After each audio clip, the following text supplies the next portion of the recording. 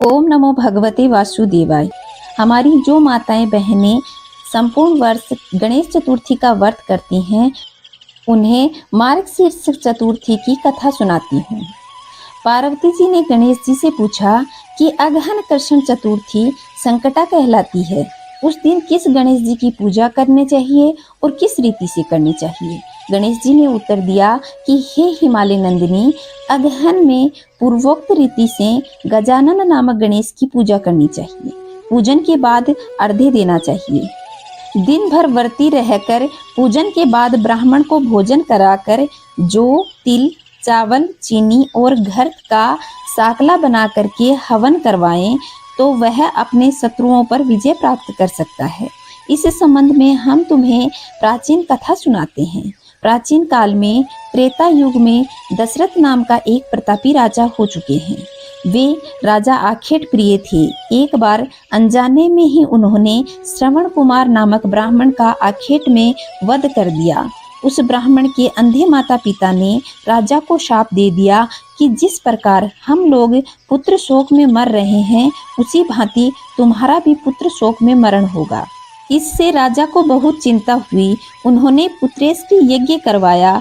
फलस्वरूप जगदीश्वर राम ने चतुर्भुज रूप में अवतार लिया। भगवती लक्ष्मी जानकी के रूप में अवतरित हुई। पिता की आज्ञा पाकर भगवान राम ने सीता और लक्ष्मण के साथ वन में खरदूषण आदि राक्षसों का वध किया। इससे क्रोधित होकर लोगों को रुलाने वाले रावण ने सीता जी का अपहरण कर लिया। सीता जी के वियोग में भगवान रामचंद्र जी ने पंचवटी का त्याग कर दिया और ऋष्यमुख पर्वत पर पहुंचकर सुग्रीव के साथ मित्रता की। तत्पश्चात सीता जी की खोज में हनुमान आदि वानर तत्पर हुए। ढूंढते ढूंढते वानरों ने गिद्धराज संपाति को देखा।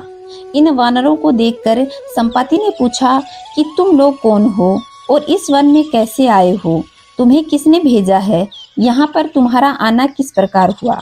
संपाति की बात सुनकर वानरों ने उत्तर दिया कि भगवान विष्णु के अवतार दशरथ नंदन राम जी, सीता और लक्ष्मण जी इस दंडक वन में आए हुए हैं। वहां पर उनकी पत्नी सीता जी का अपहरण कर लिया गया है। हे मित्र, इस बात को हम लोग नहीं जानते कि सीता जी कहाँ हैं। उनकी बात सुनकर संपाति ने कहा कि तुम सब रामचंद्र जी के सेवक होने के नाते हमारे मित्र हो। जानकी जी का जिसने अपहरण किया है और वह जिस स्थान पर है वह मुझे मालूम है। सीता जी के लिए मेरे छोटे भाई जटायु ने अपने प्राण गंवा दिए। श्री रामचंद्र जी के चरण कमल का स्मरण करते हुए हमारे भाई ने अपना शरीर त्यागा है। यहाँ से थोड़ी दूर पर समुद्र है और समुद्र के उस पार राक्षस नगरी है। वहाँ पर शीशम के पेड़ के नीचे सीता जी बैठी हुई हैं। आप लोग देखिए, रावण द्वारा अपहृत सीता जी अभी भी मुझे दिखाई दे रही है। मैं आपसे सत्य कह रहा हूँ कि सभी वानर में हनुमान जी अत्यंत पराक्रमशाली हैं, अतः उन्हें वहां जाना चाहिए। केवल हनुमान जी ही अपने पराक्रम से समुद्र लांघ सकते हैं, अन्य कोई भी इस कार्य में समर्थ नहीं है। संपाति की बात सुनकर हनुमान जी ने पूछा कि हे संपाति, दूरस्तर समुद्र को मैं किस प्रकार लांघ सकता हूँ? हमारे सब वानर उस पार जाने में असमर्थ हैं, तो मैं किस प्रकार जा सकता हूँ? हनुमान जी की बात सुनकर संपाति ने उत्तर दिया कि हे मित्र, आप संकटनाशक गणेश चतुर्थी का व्रत कीजिए। उस व्रत के प्रभाव से आप समुद्र को क्षण भर में लांघ सकते हैं। संपाति के आदेश से संकट चतुर्थी के उत्तम व्रत को हनुमान जी ने किया। हे देवी, इसके प्रभाव से क्षण मात्र में उन्होंने समुद्र को लांघ दिया। इस लोक में इसके समान सुखदायक दूसरा कोई व्रत नहीं है। श्री कृष्ण जी ने भी युधिष्ठिर को यह व्रत बताया कि आप यह व्रत कीजिए, जिसके प्रभाव से आप क्षण मात्र में अपने शत्रुओं को जीतकर संपूर्ण राज्य का अधिकारी बनेंगे।